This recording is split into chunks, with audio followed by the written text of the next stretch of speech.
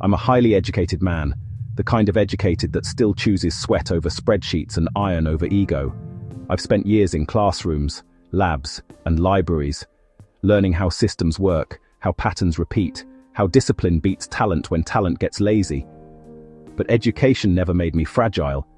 It made me precise. Besides work and school, I also love going to the gym. At the gym, I wear tight shorts, not for attention, but because when you've spent years building something, you don't hide the results. My legs are strong, earned, the kind of strength that comes from showing up on days when motivation didn't. And to be honest, I love to show them off. There's no performance in it, no posing, just comfort in my own skin, and respect for the work it took to get there. Confidence doesn't always speak. Sometimes it just walks past you, mid-set, focused, unbothered. I take responsibility for my body, my mind, and my space in the world. I go to the gym not to impress anyone, but because consistency keeps me honest. I'm masculine in the quiet way, not loud, not performative, just grounded. And yes, I'm also gay. That detail tends to surprise people, mostly because it doesn't come with a disclaimer, or a billboard on top of my head clarifying it. I don't apologize for who I am. I don't explain it either. I move through the world like any other man who knows himself, with preferences, discipline, and a body that remembers effort. And like many men, especially those of us who have lived long enough to understand desire, I have a preference. I have a type. I've always been attracted to older, hairy, bearded men, especially those with a solid mix of muscle and a few extra pounds. Not sloppy, just comfortable. The kind of body that looks like it lifts weights and enjoys dinner. Yes, love handles included. While I was at the gym, mid-workout, there he was, solid, confident, military posture. The kind of posture that doesn't come from mirrors or motivation quotes, but from years of discipline that don't negotiate. His muscles were so solid, so settled into their own authority, that they could have broken 15 days of fasting in a second. Not violently, just effortlessly. The kind of man who looks like he's survived things, and came out quieter, not louder. I noticed him immediately, and like any grown, rational, almost 49-year-old man, I did what we all do. I pretended I wasn't trying. I timed my workouts just right. I suddenly cared very deeply about machines I had ignored for years. I mastered the art of accidental proximity, not stalking, strategic alignment. I was working hard, not just on my body, but on being seen. Eventually, I did the unthinkable.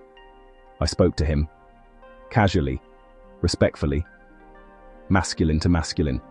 No flirting, no performance, just presence.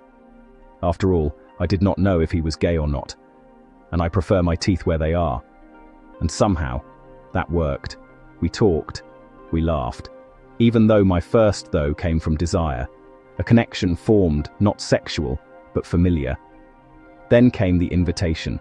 He invited me to his home. I was confused. We had just met.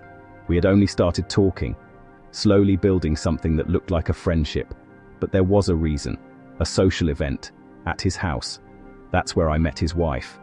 And let me tell you, nothing sobers desire faster than meeting a woman who is warm, funny, intelligent, and genuinely kind. She didn't just welcome me into her home. She disarmed me. Her laughter filled the room. Her kindness softened the edges. Her presence rewrote the story in my head. And suddenly, the fantasy collapsed. Not painfully, naturally. The older man I had desired stopped being a symbol and became something else entirely. A protector, a guide, a father-shaped presence I didn't know I was still carrying room for. And she became warmth, safety, that maternal energy that doesn't ask questions, but somehow answers them anyway. That's when I shared something about myself, that I'm gay, that I'm married to another man.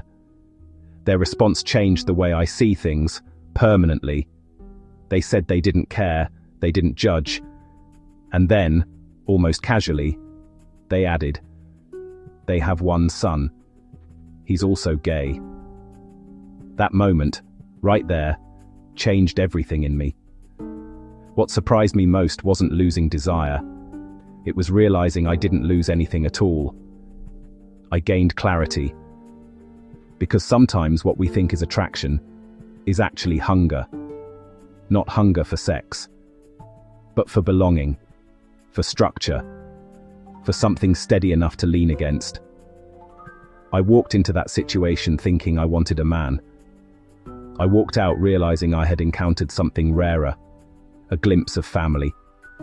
Not the one I came from, but the one I finally understood. And for that, I am deeply grateful. But there's one more truth I can't leave out. I'm married. And even with love, commitment, and a life built with another man, I was still looking, still noticing, still wanting. Not because my marriage is broken, no, but because desire doesn't disappear the day you say I do. It just asks to be understood. What this experience showed me wasn't temptation. It was information. A reminder that wanting someone else isn't always about sex. Sometimes it's about unmet parts of ourselves quietly asking for attention. And maturity isn't pretending those desires don't exist. Maturity is noticing them, understanding them, and choosing what you do next. I didn't act on it. Instead, I listened. And what I heard wasn't go after him. It was, slow down, look deeper, be honest about what you're really craving. I didn't walk away wanting another man. I walked away understanding myself better and respecting my marriage more. So, if you're married and you still look and you still feel desire, you're not failing, you're human. The question isn't whether you want. The question is whether you're brave enough to understand why.